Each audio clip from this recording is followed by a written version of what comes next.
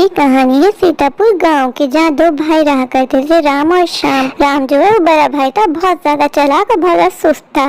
कोशिश करता था हर काम छोटे भाई श्याम से करवाए, उसको उल्लू बना बना के। वो बड़ा भाई था इसलिए वो छोटे भाई पे काफी हुक्म चलाया करता था। उसके अब्बा भी उसको कुछ नहीं कहा करते थे, ये कह के बात टाल दिया करते थे कि बड़ा भाई। यार ये शाम कहाँ चले गया? मुझे कितनी भूख लग रही है, मेरे पेट में चूहे दौड़ रहे हैं। ये आए तो खाने का कोई इंतजाम करे। अब्बा भी इससे कुछ नहीं कहता, ये छोटे होने का काफी फायदा उठा रहा है। चलो ऐसा करता हूँ, थोड़ी देर सो जाता हूँ ताकि भूख थोड़ी काबू में आ जाए। ये आएगा ना छोटू तो उसको छोड़ूंगा नहीं। आज कितनी गर्मी है यार, भूख के बारे में नींद भी नहीं आ रही, पर सोना तो पड़ेगा जब तक ये छोटा ना आ जाए। यार भैया घर पे गुस्सा करेगा, आज मैं काफी लेट हो गया हूँ। भैया को भूख लग रही होगी, मैं घर जाऊंगा तो वो चिक चिक करेगा। आज मुझे खेतों में काम करते करते काफी देर हो गई। अब मैं घर जाऊंगा, खाना पकाऊंगा, खाना खाऊंगा। मुझे भी कितनी भूख लग रही है, आज तो मुझे तबीयत भी अपनी ठीक नहीं लग रही, मुझे काफी चक्कर भी आ रहे, पर मैं क्या करूँ। अब्बा भाई को कुछ नहीं कहता, सारा घर का काम भैया मुझसे ही करवाता है। घर जाने से पहले गायों को चारा डाल देता हूँ, वरना बेचारी पूरी रात भूखी रहेंगी। भैया तो घर की कोई जिम्मेदारी उठाता ही नहीं है। चलो जल्दी खाना रेडी कर लो, भैया सो रहा है, वरना उठेगा तो फिर चिल्लाएगा मुझ पे। ये अब्बा भी मुझे कहीं नजर नहीं आ रहा, लगता है अब्बा खेतों में चले गया है। यार कासिम, तुम्हें पता लगा मुंशी जी की डेथ हो गई? कौन मुंशी जी? वही राम श्याम के अब्बा। यार मुझे सुन के बड़ा अफसोस हुआ। अब शाम का क्या होगा? राम तो फिर भी बहुत चालाक है, अपनी चालाकी से जिंदगी गुजारी लेगा बेचारा श्याम। उसके ऊपर तो राम हावी हो जाएगा। जब मुंशी जी जिंदा थे, राम तो जब भी शाम पे बहुत हुक्म चलाते थे, अब तो उसको खुली छूट होगी। वो हर काम बेचारे शाम से ही करवाया करेगा। बेचारा शाम सीधा साधा, उसे तो इस दुनिया की कोई अकल भी नहीं है। क्या बनेगा उस बेचारे शाम का? उसका तो ऊपर वाला ही हाफिज है। अब्बा तुम मुझे छोड़ के क्यों चले गए? भैया मुझ पे कितना जुल्म करता है। भैया मेरा कोई ख्याल नहीं करता, घर का काम भी मुझसे करवाता है और बाहर का भी, और मुझे खाने को भी सही से नहीं देता। ए छोटे, क्या कर रहा है? कहा था ना तुझे हाथ सही से चला। देख अभी तो तूने खुदाई नहीं की, फिर तू जाके गाय को चारा भी डालना है, फिर घर जाके तुझे खाना भी पकाना है।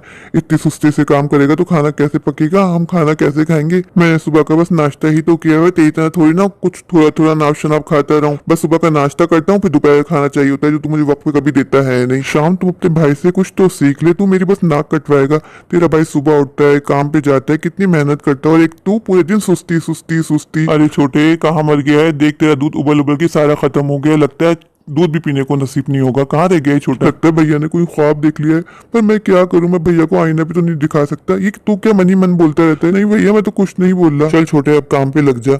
आज तुझे काम मैं सिखाऊंगा। अब अब्बा तो रहा नहीं है, ये अब्बा का पुश्तैनी दरख्त है आम का। तुझे इसकी देखभाल करनी है, तुझे इसको खूब पानी देना है ताकि इस पे ज्यादा से ज्यादा फल है। समझ रहा है ना शाम के बच्चे? या फिर तुझे समझाऊं सही से? तू मुझे बहुत ज्यादा ना हटाने लग गया है, तुझे कोई बात समझ में ही नहीं आती है। लगता है तूने वो सीख लिया है, बस एक कान से सुनो और दूसरे कान से बड़े भाई की निकाल दो। जब मैं नहीं रहूंगा तो पछताएगा, तुझे समझाने वाला कोई नहीं होगा। अभी तू खुशकिस्मत है कि तेरे सर पे बड़े भाई का हाथ है, वरना आजकल कहाँ बड़े भाई को समझाते हैं। नहीं नहीं भैया आप फिक्र मत करो, मैं सारा काम समझ गया। मैं खूब इस दरख्त को पानी दूंगा। हमारा आम का दरख्त देखना कितना ज्यादा फल देगा। मैं इस दरख्त की बहुत देखभाल करूंगा, फिर मैं इसके मजे मजे के मीठे मीठे आम खाऊंगा। भैया को मैं नाराज होने का कोई मौका नहीं देना चाहता। भैया तो मेरा बाप समान है ना। ये आम का दरख्त अब्बा की लगाई हुई निशानी है, अब्बा ने इसको अपने हाथों से लगाया था। मैं इस दरख्त को कभी खत्म नहीं होने दूंगा, इसको हमेशा इस तरह ही रखूंगा।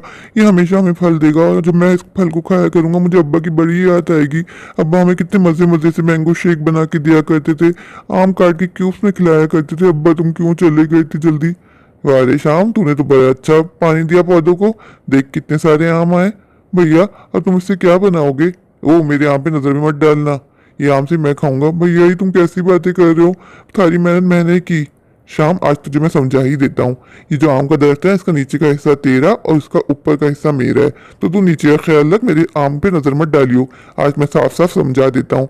ये गाय है ना, इस गाय का आगे का हिस्सा तेरा, पीछे का हिस्सा मेरा, तो तुझे गाय को चारा भी डालना है, इसकी देखभाल भी करनी है, और इसका दूध सिर्फ और सिर्फ मैं इस्तेमाल करूंगा, तू नहीं कर सकता। मैं तो ये चाहता था कि अब्बा चले गए, अब्बा के जाने के बाद हम दोनों भाई मिलजुल के रहें, पर तेरी हरकतें ना मुझे कुछ समझ में नहीं आती, इसलिए मैं चाहता हूँ बंटवारा हो ही जाए।